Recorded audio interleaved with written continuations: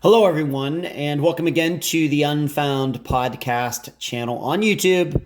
I'm, of course, Unfound's host, Ed Densel. As the title suggests, this is a map analysis for the disappearance of Paige Renkoski. This is an episode that came out on July 14th, 2023. Going to go over the major locations, and then I'm also, as I do this, going to talk about some murders and or disappearances that at the time were seen to possibly be connected to Paige's disappearance, and I'm going to show you, hopefully, at least it's my opinion, why probably they are not connected. All right, so let's get started. And of course, please like this video, give it a thumbs up, and if you are not yet a subscriber to this channel, please hit the subscribe button in the bottom right-hand corner. All right, on the screen right there, here is the Detroit airport where Paige had dropped her mother off earlier that day. She then made arrangements to meet a friend of hers at a park in Canton Township in Michigan. And then her plan was eventually, of course, to come the whole way back up to this area, and Paige was going to her fiance's softball game. And when she didn't show up, that is when people started to wonder, well, where is Paige? What's going on here? Did something happen? Was she in a car wreck? Did she forget? Was she sick? And they were put on the lookout for her. And everybody was put on the lookout for her, and eventually her car was found. And now I'm going to show you where the car that she was driving. It was not Paige's car, and even technically, it wasn't even her mother's car. It was her mother's work car, but I'll just simply call it her mother's car. So I'm going to zoom into that location, and as it has been described, the car was found idling on the side of the road on the westbound side of I-96, and that's what we're looking at right here, about a half mile before the exit. So the exit, here's Fowlerville right here, and I'll just pull this down a little bit. Fowlerville right there. Here is the exit right here. So it's kind of weird that it's not one of those, what do they call the, it's not a usual kind of clover leaf, I guess you would say. It's like half a clover leaf or something. But so she was coming back this way. So she was on the screen. She would be going from right to left, heading west on I-96. And many, many, many people saw her standing outside of that Cutlass, talking to a man in a maroon SUV or van, something like that. And where this little white dot there is approximately the spot. Like I said, about a half mile. And that's approximately a half mile before you get over there to the exit. And the exit is in the yellow right there.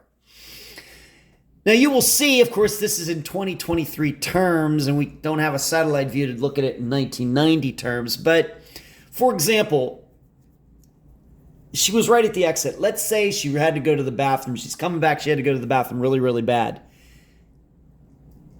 She's a half mile from the exit. She couldn't hold it. So if you're thinking about that, it's certainly possible, because we have to start thinking, what are reasons that somebody would pull over to the side of the road with a working vehicle? And I think we've all maybe done it on a trip. You got to go. You got to go. But she was right there. It's the middle of the day. The exit is right there. And I'll leave it up to you to try to figure out any other reasons that she might have been pulled over there, if we are to believe that she actually pulled over. Now, something, though, that might catch your eye, or something you should know, is there is a turnaround right here. See this dirt spot? Once again, though, this is 33 years after she went missing. Was it there in 1990? I don't know. But if it was, it's something to think about. Could it be that she was the one who saw it? She didn't pull over first. Was the van there? It caught her eye. So she went down and turned around and came back. And so then she went across, once again, this little dirt turnaround that is right there. No proof of that, but it's something to think about. I think what I'm also showing by doing this map, and I'm going to zoom out like the whole way again, whoops, is that this was a long trip for Paige that day. You can see it's an hour and 31 minutes from the airport the whole way back to where she would have been going to the softball game. So 3-hour round trip, and we have to remember that she stopped here in Canton for a while. Long day for her. What I think I'm also saying, and this kind of brings me over to some of these other women who over the years have been, police or whoever have tried to connect them to Paige's disappearance, is, as an example, there were 2 women who died who were connected to the Detroit airport back at that time. And I'm going to read the names to you right here. One was actually a flight attendant. Her name was Nancy Ludwig. She was staying at the hotel at the airport. And right around the same time that Paige went missing, there was a guy's name was Jeffrey Gorton, who had gone into her hotel room and murdered her. Eventually proven, he was eventually caught in 2001. He had also killed another woman in 1986. So keep that in mind. The other woman who was connected to the airport one way or the other, although she was not murdered there, was Cheryl Sanders. She was at the airport hotel. She was separated from her husband. At night, she was found shot, and that was also unsolved. But once again, separated from her husband, unfound. We know what we usually think about such things when women go missing or murdered and they're getting a divorce or something like that.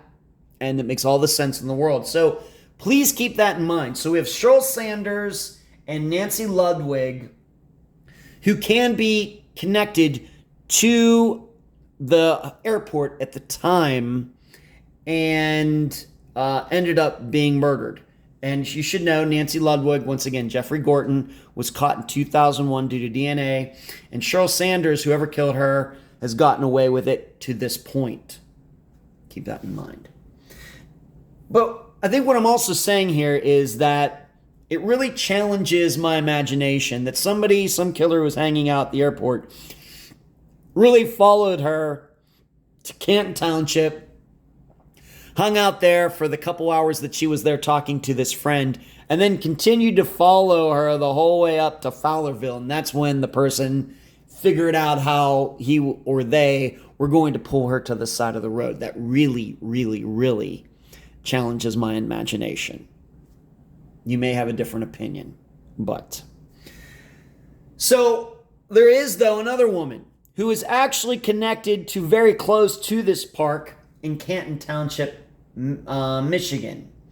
And I'm going to read her off to you so you know her name.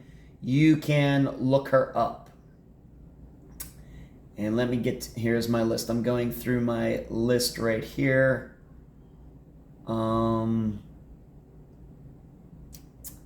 Please excuse me for a moment.